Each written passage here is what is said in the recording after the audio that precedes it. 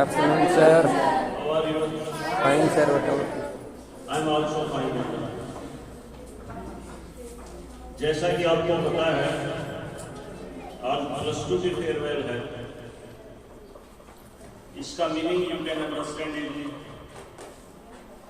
यानी आप जिंदगी की नई पारी की शुरुआत करने जा रहे हैं। हमने अपनी तरफ से भरपूर कोशिश की है कि आपकी ऑल अराउंड डेवलपमेंट कर सके, लेकिन इंसान कभी परफेक्ट नहीं होता, कोई न कोई कभी छोड़ देता है। लेकिन जिंदगी का नियम है, सामने वाले की बुराई नहीं देखनी चाहिए, उसकी अच्छाई देखनी चाहिए, उनको उठा के चलना चाहिए। सो एमडीएस स्टाफ की, मैनेजमेंट, जो अच्छाइयां हैं उनको उठा के आप चलना। अगर बुराई उठाओगे तो डायरेक्शन बदल जाओगे। और ये मान के चलो, जिंदगी की शुरुआत है यहां से।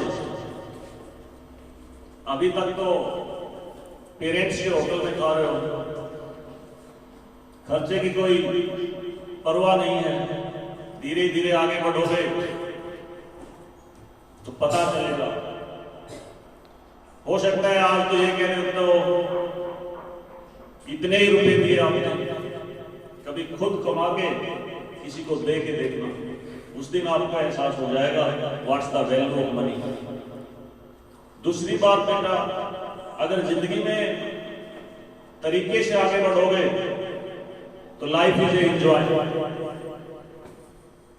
और अगर बेतरतीब से आगे बढ़ोगे, रूल और रेगुलेशन को तोड़ने की कोशिश करोगे, समय से पहले पाने की कोशिश करोगे, तो फिर कठिनाई पैदा हो जाएगी।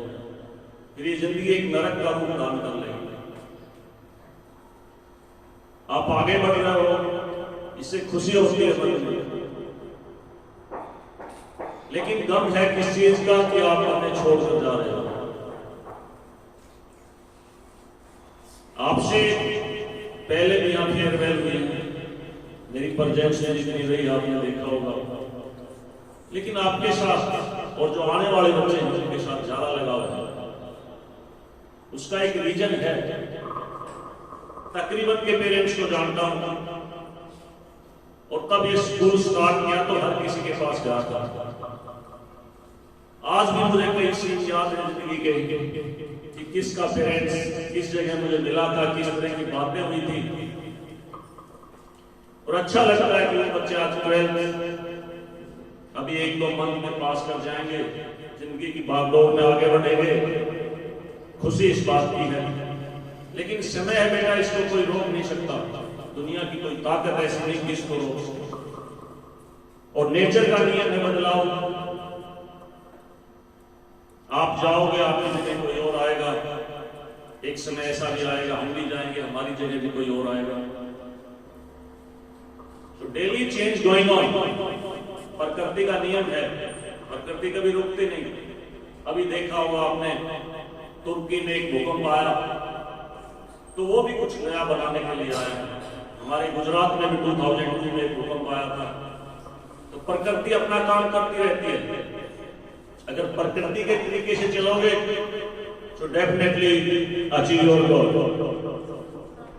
और मैं तो यही कहूंगा बेटा, हर चीज को ध्यान में रखते हुए, पेरेंट्स की कंडीशन को समझते हुए, बड़ी मुश्किल से आपने उन लोगों ने आपने 12th करवाई है, जैसे तैसे करके स्कूल की फीस पे की है। अब 12th के बाद आपको कैपेबल हो जाना चाहिए, कम से कम इतना कि आप अपना काम स्वयं चला सकते। कोरोना के बाद स्थिति और दयनीय है, बहुत बुरा हाल है। तो मैं यही कहूंगा कि हर चीज को ध्यान में रखते हुए, आप कहीं अगर जाके गलती करोगे तो भी ये पूछा जाएगा इसके पेरेंट्स कौन हैं। पेरेंट्स के बाद ये पूछा जाएगा इस बच्चे की एजुकेशन किस स्कूल की है। और अगर आप अच्छाई करोगे तब भी यही बातें पूछी जाएंगी। तब ये हो सकता है पेरेंट्स का नाम पूछने से पहले ये पूछा जाए इस बच्चे की एजुकेशन कौन से स्कूल की। तो मैं ये जानता हूं हर इंसान स्वार्थी होता है, मैं भी स्वार्थी हूं कि मेरे स्कूल का नाम पेरेंट्स से पहले आएगा। वो तभी संभव है अगर आप नियम के तहत चलोगे। ग्रेजुएशन में जाओगे, पोस्ट ग्रेजुएशन में जाओगे, कोई आगे जाएगा, कोई पीछे जाएगा, लेकिन डेफिनेटली आगे बढ़ने की कोशिश करो। मुझे कम से कम 10, 11, हो सकता है 12 साल के स्कूल को चलाते हुए हो गए, लेकिन एक टीच है बेटा, अभी 1 हफ्ता पहले एचसीएस का रिजल्ट आउट हुआ। मेरी सोच, इच्छा ये है कि ये जो इन्वायरमेंट है, ये जो ऑल अराउंड यानी मेरे साइड का एरिया है, ये इस चीज में पिछड़ता हुआ नजर आ रहा है। नहीं तो आप देखोगे जींद में भी, भिवानी में भी, हिसार में भी, सिरसा में भी। अभी कल एक खबर पढ़ रहा था कि एक मिस्त्री का काम करता था, उसने यूपीएससी में क्वालिफाई कर दिया, और उसका शीर्षक दिया हुआ था कल का मिस्त्री आज का कलेक्टर। तो बेटा मिनिमम वही बात फिर आ जाती है, एक बैच में कम से कम एक एचसीएस, एक आईएएस अगर निकलना स्टार्ट कर दे किसी भी तरीके से, जितने भी स्कूल इस इन्वायरमेंट में हैं वो प्रयास करके किसी एक बच्चे को भी निकाल देंगे, फिर एक 3 में कन्वर्ट होगा, 3 30 में कन्वर्ट होगा। वो बातें मैं आपको बता ही चुका हूं। आईएएस में डे बाय डे कंपटीशन बढ़ता चला जा रहा है। रही दूसरी बात, हो सकता है आईएएस ना बन सको, लेकिन जो भी काम करो तत्परता के साथ करो। जहां पेरेंट्स की इज्जत बढ़े ऐसा काम करो, आगे बढ़ने की कोशिश करो। कोई ऐसा काम मत करना जिससे हमारे ऊपर कोई लांछन आए। आप निश्चित रूप से आगे बढ़ोगे। मुझे निश्चित पता है इस 12th क्लास में हो सकता है 3 साल बाद, 4 साल बाद मुझे सुनाई दे कि इस बैच में से कोई आईएएस बना है, एचसीएस बना है। दूसरी भी चीजें हैं बेटा, जिंदगी में एजुकेशन का एक ही मीनिंग है, नियम पे चलना।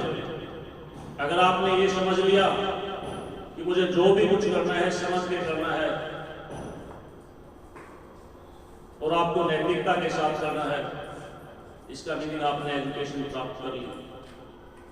लेकिन ऐसी कोई सिचुएशन भी ना आए कि भगवान आपकी सुन भी ले, आपको बड़ा अधिकारी भी बना दे और फिर अपने पेरेंट्स का आप ध्यान न रखो। तो एजुकेशन के लिए नहीं है, बेनिफिट के लिए नहीं है। इसका मीनिंग ये है कि आपने एजुकेशन नहीं प्राप्त करी। पाश्चात्य सभ्यता का इफेक्ट हमारे ऊपर डे बाय डे बढ़ता चला जा रहा है। उसको भी मैं इसी रूप में लेता हूं